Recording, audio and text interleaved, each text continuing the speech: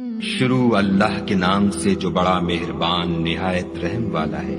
مومنو، اگر تم میری راہ میں لڑنے اور میری خوشنودی طلب کرنے کے لیے مکے سے نکلے ہو تو میرے اور اپنے دشمنوں کو دوست نہ بناؤ۔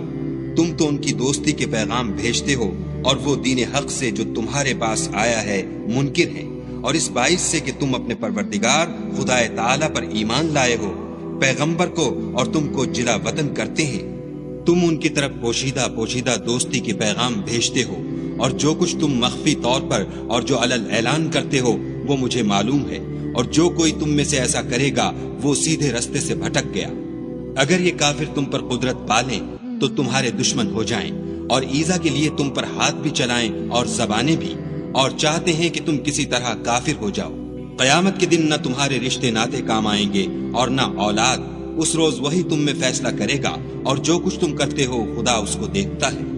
تمہیں ابراہیم اور ان کے رفقا کی نیک چال چلنی ضرور ہے،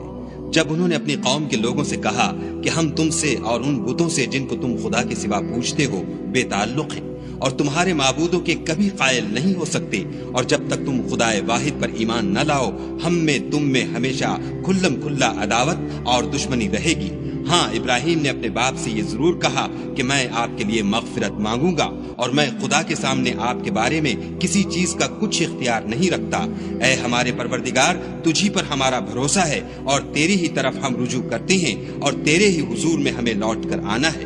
اے ہمارے پروردگار، ہم کو کافروں کے ہاتھ سے عذاب نہ دلانا،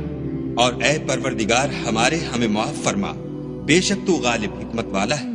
تم مسلمانوں کو، یعنی جو کوئی خدا کے سامنے جانے اور روز آخرت کے آنے کی امید رکھتا ہو، اسے ان لوگوں کی نیک چال چلنی ضرور ہے، اور جو روگردانی کرے تو خدا بھی بے پرواہ اور سزاوار حمد و ثنا ہے۔ عجب نہیں کہ خدا تم میں اور ان لوگوں میں جن سے تم دشمنی رکھتے ہو دوستی پیدا کر دے، اور خدا قادر ہے اور خدا بخشنے والا مہربان ہے۔ جن لوگوں نے تم سے دین کے بارے میں جنگ نہیں کی اور نہ تم کو تمہارے گھروں سے نکالا، ان کے ساتھ بھلائی اور انصاف کا سلوک کرنے سے خدا تم کو منع نہیں کرتا۔ خدا تو انصاف کرنے والوں کو دوست رکھتا ہے۔ خدا انہی لوگوں کے ساتھ تم کو دوستی کرنے سے منع کرتا ہے جنہوں نے تم سے دین کے بارے میں لڑائی کی اور تم کو تمہارے گھروں سے نکالا، اور تمہارے نکالنے میں اوروں کی مدد کی، تو جو لوگ ایسوں سے دوستی کریں گے وہی ظالم ہے۔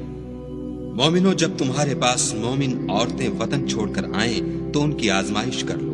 اور خدا تو ان کے ایمان کو خوب جانتا ہے۔ سو اگر تم کو معلوم ہو کہ مومن ہیں تو ان کو کفار کے پاس واپس نہ بھیجو کہ نہ یہ ان کو حلال ہیں اور نہ وہ ان کو جائز، اور جو کچھ انہوں نے ان پر خرچ کیا ہو وہ ان کو دے دو، اور تم پر کچھ گناہ نہیں کہ ان عورتوں کو مہر دے کر ان سے نکاح کر لو، اور کافر عورتوں کی ناموس کو قبضے میں نہ رکھو، یعنی کفار کو واپس دے دو، اور جو کچھ تم نے ان پر خرچ کیا ہو تم ان سے طلب کر لو، اور جو کچھ انہوں نے اپنی عورتوں پر خرچ کیا ہو وہ تم سے طلب کر لیں۔ یہ خدا کا حکم ہے جو تم میں فیصلہ کیے دیتا ہے، اور خدا جاننے والا حکمت والا ہے۔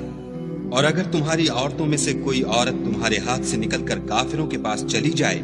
اور اس کا مہر وصول نہ ہوا ہو، پھر تم ان سے جنگ کرو اور ان سے تم کو غنیمت ہاتھ لگے تو جن کی عورتیں چلی گئی ہیں ان کو اس مال میں سے اتنا دے دو جتنا انہوں نے خرچ کیا تھا، اور خدا سے جس پر تم ایمان لائے ہو ڈرو۔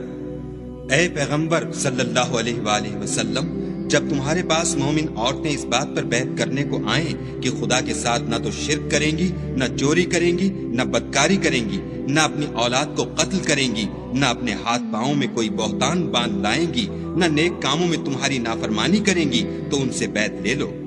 اور ان کے لیے خدا سے بخشش مانگو، بے شک خدا بخشنے والا مہربان ہے۔